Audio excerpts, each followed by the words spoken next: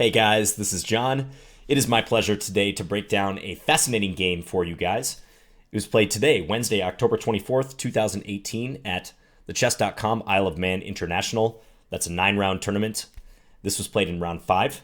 And the reason I wanted to analyze this is because I was watching this game live via the Twitch coverage, which is fantastic. And I've been following this tournament pretty closely because it's one of the strongest open tournaments ever.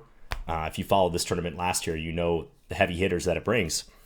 And I was following this game live, and I could not make heads nor tails of it, especially during the tensest moments. So I was looking at it myself, and I was even annotating it a little bit with the help of ChessBase, just for my own understanding. But then I thought, you know what, this would make a pretty good video to share with you guys. So the players in this game, with the white pieces, we have Grandmaster Richard Rapport, 27-25 FIDE, Hungarian Grandmaster, 22 years old. And with black, Grandmaster Jeffery Xiong, 26-56 FIDE. He is 17 years old. He was the World Junior Champion back in 2016. So two very young guys going at it. Rapport is considered to be one of the most creative players around. He always seems to be coming up with new ideas, especially in the openings. He plays some really off-the-wall stuff. Sometimes he plays main lines too. But let's get into it. I should mention straight away, this was played at a very long time control. So the time control for this tournament is 100 minutes for 40 moves, 50 minutes for 20 moves, after move 40 that is, and then 15 minutes for the rest of the game with a 30-second increment throughout. A 30-second increment means you get 30 seconds added after each move. And there's no draw offers allowed before move 30, so they're really trying to encourage fighting chess, high-quality games. So Rapport opens with d4. Xiong plays knight f6. And Rapport, already on move 2, plays a move that I don't think I've personally ever played in this position, c3. And the only reason I can think to play this move is to, well, maybe there's two reasons. One, make your opponent think, they might have not have encountered this move before too. But also, I guess if black plays c5, you could take this pawn and perhaps defend it with b4 if black tries to regain it. So, systems with c5 for black that early are not especially dangerous for white. A lot of people like playing against the Benoni or the Benko Gambit, but that is maybe 1 point behind c3. At any rate, though, after c3, Xiong plays d5, knight f3, e6, and bishop g5, so we have a Tory attack. I think in this version, with bishop g5, it's a little less dangerous for black than it is when black goes g6 and bishop g7. I, in fact, play that system sometimes, bishop g5, specifically against g6, bishop g7. Even though you are pinning the knight here, I don't believe that this should set black too many problems because bishop e7 breaking the pin, often with a knight move and the trade of the dark square bishop, seems to solve a lot of issues for black. But Xiong plays knight bd7, knight bd2, h6 attacking the bishop, bishop h4, b6 getting ready to fianchetto. And now here already, we've already had one creative move by Rapport, although a known move, c3 on move 2. But I believe this next move is a novelty. I had a quick look in my database. A novelty is the first new move in a position, and I wasn't able to find any other examples of this, although my database needs a little updating. So the normal move would be e3. That just establishes a very strong pawn center and prepares for the development of the light square bishop, usually to one of these squares. But what does Rapport do? He says, let's go e4. Even though this square is attacked twice by the black pieces, the knight and the pawn, and this is a pawn sacrifice, he thinks it's wise to go e4. And in fact, I think this is a good move. So Xiong plays g5, kicking the bishop away and preparing to win a pawn. He could also play d takes e4, but I think this will actually transpose after knight e5. So g5 is played, attacking the bishop. Bishop g3, d takes e4, and now knight e5. So Rapport's idea is that with the bishop coming to b5, and also the immediate threat of knight c6, which would trap the black queen here on d8, he's going to generate quite a bit of an initiative for this single pawn. Xiong plays bishop b7, guarding that sensitive c6 square. Note that he could try to take on e5, but I think white has a nice choice then, either taking with the pawn or taking with the bishop. If Rapport wanted to win the pawn back immediately, he could play d takes e5 and then knight takes e4, and this f6 square looks pretty weak. You got to watch out for c4. Seems to me that white is better here. So Xiong plays bishop b7, and now bishop b5, again, taking aim at this sensitive square, pinning the knight on d7. White is not in a hurry to gain the pawn back. Also, because black has played g5, there's already sort of a question mark around his king. You know, what is Jeffery going to do with the black king on e8? So he plays a6, attacking the bishop, bishop c6, proposing a trade. It would be kind of nice to keep this pin with bishop a4, but if you play bishop a4, black will play b5 and break the pin. So he deems it wise to play bishop c6, trading the light square bishops. However, white gains another tempo, so knight hitting the queen here, compelling queen c8. And now queen e2. Now, one of the benefits of watching games online, especially with fantastic coverage, all these games are, at the top boards at least, are broadcast, and they show the clock times as well. So this move here, queen e2 by Rapport, was the product of a 12-minute think, and some mutual time pressure hits as we get closer to move 40, so keep that in mind. So 12 minutes on queen e2. I guess they're worth some things to think about. You know, he could castle right away. Maybe he was also considering trying to really sacrifice a pawn with f3, make it a true sacrifice to give black the option of taking. But he opts for queen e2, keeping open the option of castling on either wing and just looking for knight takes e4. Xiong plays queen b7, attacking the knight on c6. Knight goes back to e5, bishop to d6. This was also a fairly long thing for Xiong. I think bishop e7 is a little bit safer, at least that would be my instinct here, just to kind of provide a buffer for the king. But this turned out to be very interesting as well, bishop d6. Rapport takes on d7. This was another 12-minute think, by the way. Knight takes d7. King takes d7. So that is an ambitious move because he could play knight takes d7 and keep the option of castling open, but probably Jeffery figured that this would allow white an easy advantage. Just off the top of my head, one continuation, take on d6, and then play knight takes e4, regain the pawn, threaten knight takes d6. That's going to slow black down further. I don't know that black's king is going to be safe on either side of the board. You can see he's already pushed a ton of pawns. So anytime you start pushing many pawns like that and you haven't castled, your king safety becomes more and more questionable. So Xiong decides to play king takes d7, holding on to e4, but really rolling with the king in the middle of the board. Double-edged. Rapport castles. And Jeffery plays an interesting move here, bishop f4. So I think one of the purposes of this move is to actually block white from playing f4 himself. Now that black has taken with the king on d7, he is kind of weak on f6 and f7. Those are undefended points, especially f7. So you can imagine if black plays something normal, let's say a normal-looking rook move, maybe rook here looking to castle by hand, perhaps. I think this move f4 is already pretty dangerous. You don't want this f-file getting pried open. You know, let's say black takes en passant, rook takes here, knight's under attack, ready for rook takes f7 check if the knight moves. I could easily see black landing in some very hot water here. So bishop f4 blocks white from playing f4. But what does Rapport do? Well, he plays f3, which could be the next best thing as far as opening the file. Jeffery tries to lock down the center. He plays e3. Again, if the capture on f3 happens, I think it gives white a big initiative. He could take with the knight, and this knight might land here, even though the f-file's a little bit more closed than the previous line. So he plays f3, attacking the knight. Knight c4. Knight d5, defending e3. Rapport captures on f4, bishop takes f4. And Jeffery takes back with the g-pawn. So this is a strong central configuration for black now. That pawn on e3, protected pass pawn, is definitely a concern for white. However, it's a potentially flimsy construction. And very soon, Rapport plays one of his signature creative moves again. So he first gives a check on e5. Black goes back to e8. And I think this next move that Rapport plays is not one I would consider, possibly even with a lot of time on my clock. It's just an unusual move. He plays queen e1. So voluntarily placing the queen on the back rank. However, this has some nice ideas. The queen has potential on both sides of the board, specifically going to h4. I think that's the main idea behind this. So if he's able to play queen h4 and then pawn to c4, kicking the knight away, he could straight up win this f4 pawn. And if the f4 pawn drops, then almost certainly e3 will drop later. So very interesting way to get the queen involved versus its previous role, which was just blockading on e2. So really nice move right there, queen e1. Now Jeffery plays c5, looking for counterplay, trying to strike at white's center. So here's an example of how you can't follow the engine just blindly and look at top flight games and say, well, of course, black is better here because the engine says so.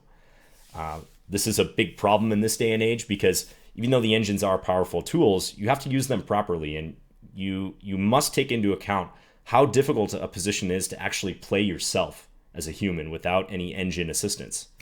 So I ran this position and this entire game through the engine, again, to aid in understanding it. And the engine was giving an advantage for black here, which if I were to look at this position in a fast game, I would actually say it's easier to play for white. And throughout this game, I kind of went back and forth about which position, which side it was easier to play in a practical game because it was so complicated. But the engine said that black was better here. But check out this line that the engine gives. So I didn't give Stockfish that long to think. Stockfish is the engine I usually use for analysis, but came up with rook d8 here. And then after queen h4, as I said, posting the queen here, trying to win this pawn back with c4 on the way, driving the knight away. It says that black can play c5, somewhat ignoring the threat of c4. And now this move, which is just ridiculously hard to anticipate from a few moves back when we're deciding to play rook d8. If you want to pause your video and find it, doesn't win material for black or anything, but it solves basically all of black's problems here. It's queen e7. So queen e7, not even moving the attack knight, but proposing a queen trade for white. And that's very annoying because if white does take black up on the queen trade, knight takes, and this pawn is not going to be lost anytime soon. Also, if the white queen moves, then he might not be attacking the f4 pawn anymore. Also, white's center situation is fairly fragile, and it was saying black had a clear edge here. But expecting a human, even a very strong 26-56 grandmaster, to come up with a line like that is asking a lot. So Xiong plays c5. And Rapport plays c4, attacking the knight. And now Jeffery makes a very interesting decision. He takes on d4, sacrificing the knight on d5. So this turned out to be a defining decision of this game. And I watched some of Jeffery's interview after the game. So the commentators interviewed him. And he said in sacrificing this knight that he overestimated his chances. He thought he was going to be the one with chances after white takes this knight. But it quickly turned out that white was better. So he could have played knight b4, I think is a logical move, threatening knight c2. But after a move like queen c3, guarding c2, and also potentially eyeing up that undefended rook on h8, you can imagine if this pawn captures on c5 or advances, I could see why he wouldn't want to go for this and why it was more appealing to actually try to play in the center. So he takes. So now, at this moment, he has two pawns extra. White is going to take the piece, but now he gets the third pawn, right? So a material imbalance, and a very interesting one that you don't see too often, a piece for 3 pawns. So white has 5 pawns and a knight, black has 8 pawns, and several of them are connected, right? Especially these pawns in the center that are very dangerous and deep in white's position. But for the moment, they're blockaded. And now what? Black is attacking this knight on e5. So Rapport decides to move it back to d3. And now this was the position that I first saw in this game. So I kind of missed the opening in this one, but I was actually dropping my parents off at the airport this morning. Hi, Mom and Dad, if you're watching. And I came back and turned on the Chess24 broadcast and the Twitch coverage. And they were looking at this position, and this was the position on the board. And just my first instinct in looking at this is I thought white was definitely better, if not outright winning. This looked very bad to me. And it looked even worse when I realized that black cannot castle. Because remember, Xiong already moved his king. He took on d7 with the king, and he moved the king back to e8. So I just did a quick material count and said, okay, black has enough pawns for the piece, but this knight is blockading these pawns. White is actually threatening on f4. Black can't castle. It seems like there are ample targets for the white queen, too. I can imagine this queen popping out to, again, one of these sides of the board, thanks to that queen e1 move.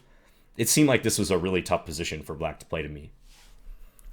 Also, Anish Giri joined the broadcast at some point because I believe he took a bye in this round, or maybe he had a quick draw.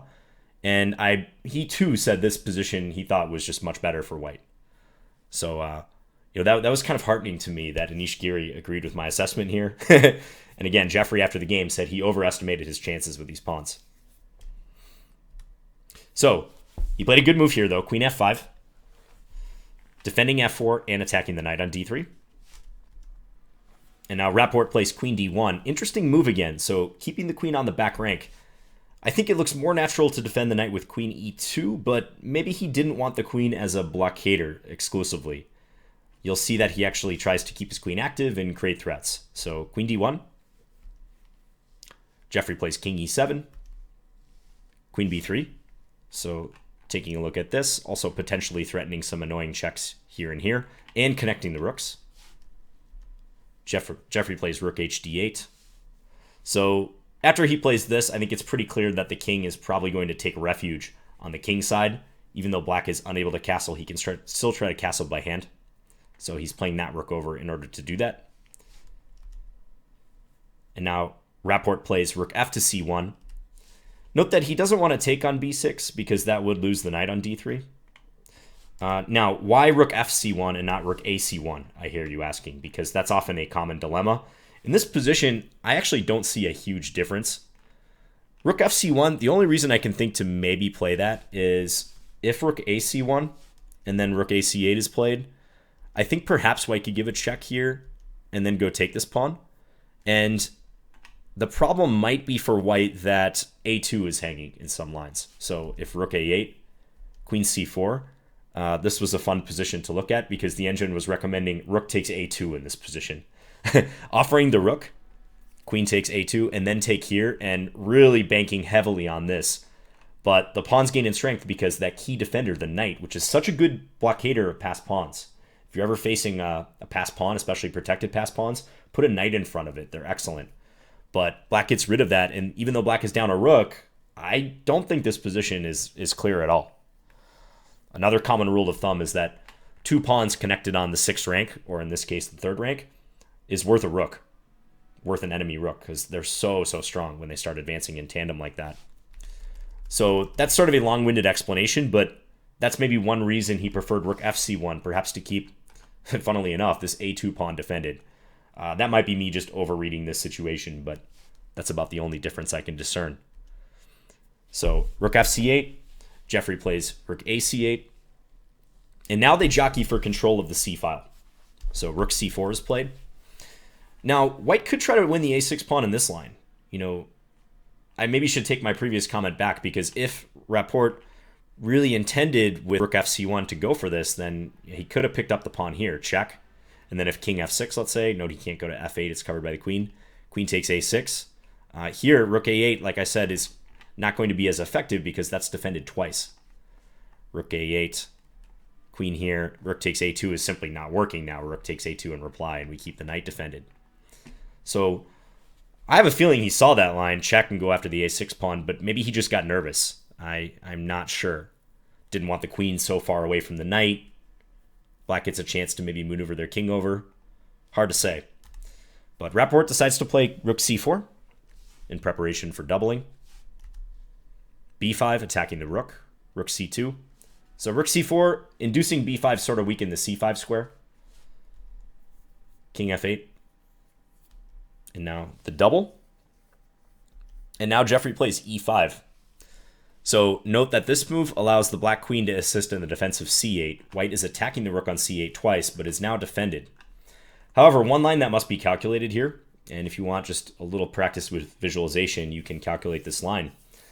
What happens if rook takes c8 and we get these multiple trades? Because there is something hanging in that line that white could perhaps try to scoop up.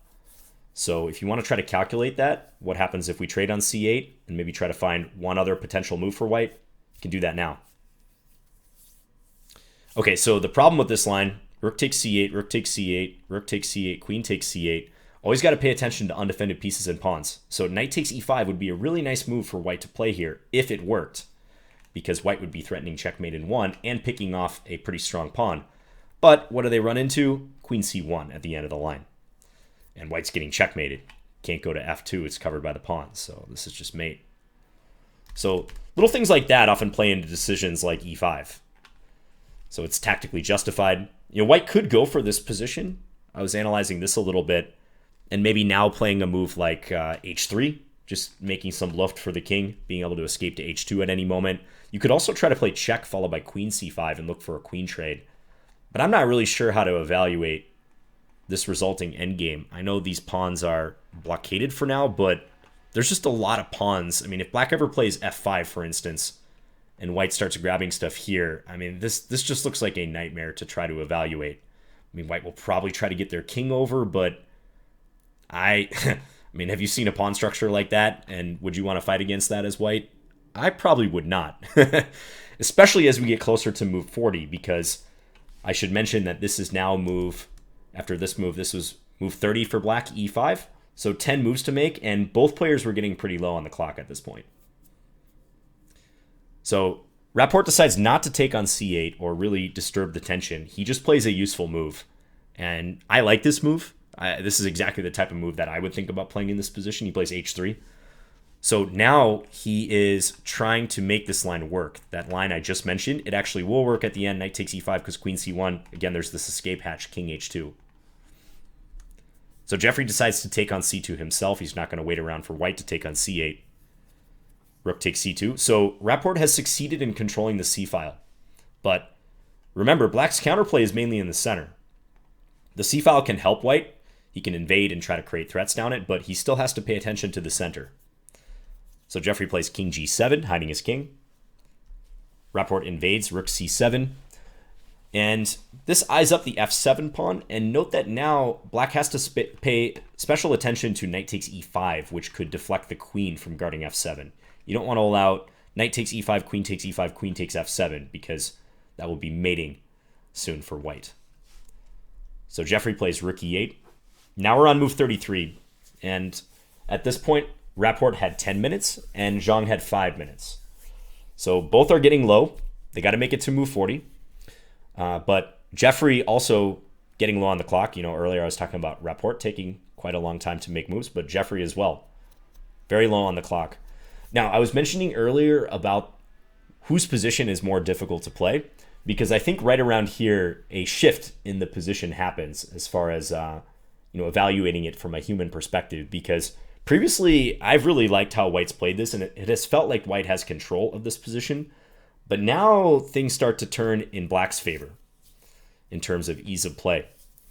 So Rapport faced a difficult decision here. He ended up playing the move queen d5, which makes a lot of sense, and it objectively is probably a strong move. It pins the e-pawn. Black cannot advance e4 and try to get his pawns going or break down the f3 blockade, because that would just hang the queen on f5. Note that black doesn't dare take the knight, because again, queen takes f7 happens. But queen d5 is a decidedly risky move. When you're playing that, this knight is hanging in the future. And if black is able to solve the f7 dilemma and also sometimes keep an eye on e5 as well, then if you have to move this knight or even start retreating, I could see this move backfiring. So queen d5, probably a good move, but also a committal one too. It wasn't too late for white to try to do something more along the lines of blockading. After this game, I was thinking maybe white could try to get the king to the center in some lines, use the king as a blockader, and potentially even look for a queen trade at some later date. But those are tough calls to make in time pressure, even for the best in the world. So queen d5. And now Jeffery played his next moves very fast. Played rook e6. Helpful move. What does this move do? Well, it mostly blocks white from playing queen takes f7. And also in some cases, the rook might appear on g6, as it does pretty soon here. Or might come to f6 as well, I should point out. So, yeah, rook e6, multi-purpose move. Keeps e5 defended too. And now Rapport makes another committal decision. Knight takes f4. And he spent 9 of his remaining 10 minutes on this move. So move 35, he's got 5 moves left to make before time control. And 9 of them were spent on this decision. So the engine likes h4 in this position, which is kind of a move out of left field. It's tough. There's a lot of concrete tactics to take into consideration. Now that black has played rook e6, you definitely have to consider this. Although do note that white could play queen takes e6 after that. So that's why a move like this h4 move, the computer suggestion, is possible, because if this happens, queen takes, and there's still the threat on f7, despite black's menacing pawns and the queen near the king. You can see the value of that h-pawn move earlier, being able to hide the king like this. But he decides to take on f4. Flashy looking move. Again, black can't take back that way because of queen takes f5. And now Jeffery plays rook f6. He could try queen takes f4. So this is definitely a candidate move. It allows queen takes e6, but remember these pawns, even though black is down a rook here, these pawns are dangerous. Black could play either e2 or even potentially the best move, d3. Another computer move, just advancing, creating two connected pawns on the third rank. I don't know if someone in their right mind is going to do that with very limited time, because it looks like black could easily lose. I mean, white has the potential for a queen trade, but those pawns are strong, right? Let's say white goes for the queen trade. Well, d2, if the rook tries to come here to defend, e2, and one of those pawns is queening for black. Probably the e-pawn.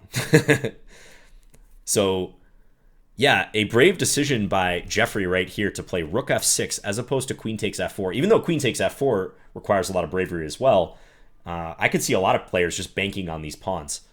In this position, if this were to occur, black could play e2, and this pawn is pretty difficult to stop, because if king here, I believe queen e3 is probably a good move. King here. Even this is a little difficult to assess, because remember, white has this threat at all times. Black does have a number of checks, though. Even queen g1 is possible here. So after e2, one line I looked at was white playing rook takes f7. Queen takes f7, queen takes e5, and then picking up the pawn on e2. This is probably the safest course of action for white. And in this resulting position, white is ahead one pawn. Black does have a passed d-pawn, but I think white has the chances here. So Jeffery just passes that continuation up, and he says, you know what? You picked off a pawn, but I'm not going to bother taking it and trying to bank on my pawns. I'm going to actually keep the tension and play rook f6. Nice move. So further protecting f7. And now the f4 knight truly is under attack. White can't allow black to take it. So you might be thinking, okay, well, hasn't white just won a key pawn? Can't he just retreat? But the problem is, where do you put the knight now? Because knight d3, while possible, black can play queen takes d3 very safely at that point, because f7 is guarded. So if knight d3 is played here, queen takes d3, this is just one line I looked at. White can take on e5, but let's say check here. Tough position to assess. I would say most players wouldn't go for this as white. Even though white might have some counterplay because of threats like rook c6 or even queen takes d4. But a lot of players, 1 minute on your clock to make a few moves, you're not going to want to go into this if you're white. So knight d3, probably not a realistic move to make here. So Rapport played knight e2. He retreats the knight to this square. But now Jeffery plays d3. He has his king safety issue and his pawn on f7 issue tidied up. So he says it's time to roll these pawns. Attack the knight again. And now Rapport's next move is probably the decisive error. It's really tough. Once again, he played knight c3. But knight g3 was called for here, attacking the queen, not losing any time. And now this is a crazy line that I looked at with Stockfish. Queen g5, threatening the knight. Inviting knight e4 with an apparent fork, but remember, black always has counterplay with these pawns. So e2, threatening to queen with check. King f2, trying to stop him. Queen h4, g3, queen takes h3. And now rook back to c1, because black is threatening to play f1, queen f1 here, followed by queening. So rook back to c1, and yeah, the engine was showing, I think, all zeros in this position, or close to it. It gave the very nice line, queen f1 check, rook takes f1, rook takes f3, deflecting the king. King takes, e takes f1 equals queen, and the line continues a little bit longer. Black ends up gathering some pawns. We get into this, again, still unbalanced position. Now it is knight against 4 pawns. White only has 1 pawn remaining, and black has some dangerous pawns, especially on the queen side. Who knows what would happen here? I think the engine was saying black might be slightly better, if anyone. So knight g3 was called for, but I think Rapport just literally didn't have enough time to figure this out. Probably looked at queen g5 and thought, ugh, these pawns are rolling. My knight's under attack. Knight e4 runs into e2. Just maybe played by instinct, didn't trust this. You revert to your instincts in time pressure. Exact calculation tends to go out the window. So he played his knight to c3 instead. But now Jeffery played another fantastic move. He really played this phase of the game excellently. And he played quick too. I think that's what really helped him here. So the thing about this is black wants to play e2 here. d2 is not as big of a threat because d2, the d1 queening square is guarded by the knight and the queen. So black really wants to play e2, but he can't play it right away, at least with that much effect, because king f2 is working. And white can use their king to stop the pawn. But what does he do first? He plays this move, rook to g6.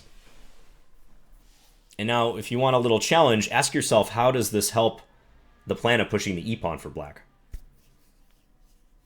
Okay, so the answer is, black is now threatening to play e2, and after king f2, another deflection move, rook takes g2 check, trying to get the king to move over so we can queen.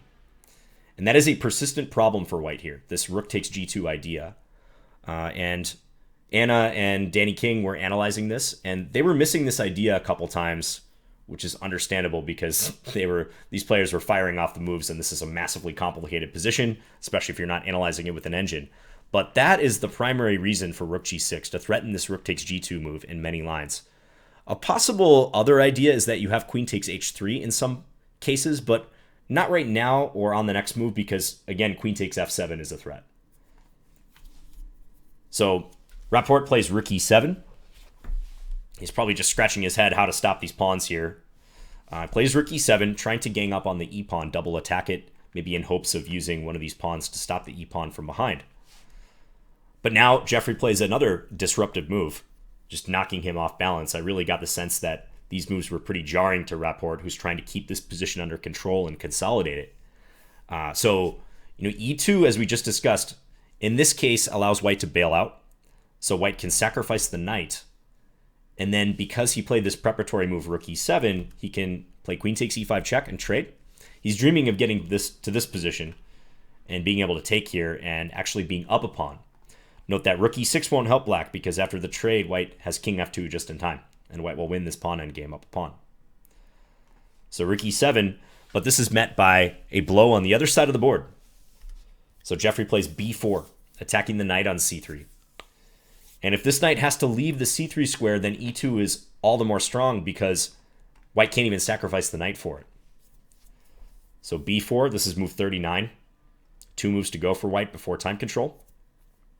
So if he plays rook takes e5 here, attacking the queen, the problem for white is black has queen takes h3, threatening this mate on g2. Now f7 is not a big deal because the rook has gone to e5, so white is not threatening checkmate. So this is a threat. The knight falling is a big threat. White can't hold here. On the broadcast, Danny King was wondering about knight e4 in this position, which is definitely a natural move. However, this runs into that same idea I was mentioning. So e2, king f2, rook takes g2 check, and white loses. The pawn is going to queen here next move. So the knight is really looking for a place to go to. He ended up playing knight b1, which is a pretty sad move to make. But after e2, Jeffery pushes the pawn on through. Again, king f2 failing because of rook takes g2, familiar threat. So Rapport, this is move 40, his final move of time control. He takes on e5. Note that rook takes e5 can be met by the very nice move e1 queen, deflecting the rook, and then you just go pick up the queen. Black is up too much material. So he takes on e5 with the queen. Queen takes, rook takes. And now this next move forced resignation from white, and very nicely spotted by Jeffery in advance, I believe. He played this move pretty fast, even though this is move 41. Now they get that extra time, a lot of extra time, and he's able to think. But he played it right away, so I think he knew this position was winning. And if you want to pause the video and try to find the winning move for black, you could do so now. So Jeffery played rook c6, swinging the rook over. So the rook no longer has that much to do on the g-file anymore. This rook takes g2 business isn't working when white's rook can stop here. But rook c6, really nice, kind of in the same spirit as b4, reminding white that he has problems on all areas of the board. threatening rook c1, and with these two connected pawns, it's too much for white to cope with, despite having the knight and the king in close proximity to the pawns. And a sample line here, king f2 trying to get closer, and I think the simplest is rook c1 attacking the knight. Knight d2, white can temporarily try to blockade, but rook d1, and that's going to shake the blockade. Note if king e3, black can queen. And if the knight moves, then rook f1 can be played, followed by e1 queen. White would have to sacrifice their rook, and this is just too much material. Black even, in this case, keeps this dangerous pawn. So a really nice move right at the end, rook c6 to cap this off, showing the power of those passed pawns, that even despite the queen trade and white having some pieces that could try to stop the pawns, it didn't matter. So, a beautiful game. Fascinating game with that material imbalance, the knight versus the three pawns. And I thought it was interesting, the kind of pendulum shift here. The swing of the position, in my estimation, being much easier to play for white, starting with this piece sacrifice, despite black having enough material, but black experiencing problems with this king and also how to advance these pawns and how to keep all his pawns safe. But later, Jeffery finding some very nice moves in mutual time pressure. And I think this decision right here by Rapport, queen d5, was a key one. And I think if you were to ask him, even though, again, objectively, this is a strong move, I think he might like to have this decision back, because that forced him to play a number of accurate moves and calculate quite a bit in time pressure, and he wasn't able to do that. Remember, this next move, knight takes f4, was the one where he burned 9 of his remaining 10 minutes, and he was soon lost in a couple more moves. Black had all the momentum with those pawns. So maybe if he would have stuck to blockading and tried to play the position a little safer, he would have had greater chances to win this game. But hindsight's 20/20, right? And it's always easier when we're looking at these games after the fact and not making these tough decisions sitting over the board, facing strong players. So I really enjoyed this, guys. I just wanted to share it with you. Let me know if you have any feedback. And check out this tournament. It's a fun one, the Isle of Man International. All right, guys. Thanks for watching, and I'll be back again soon. Bye.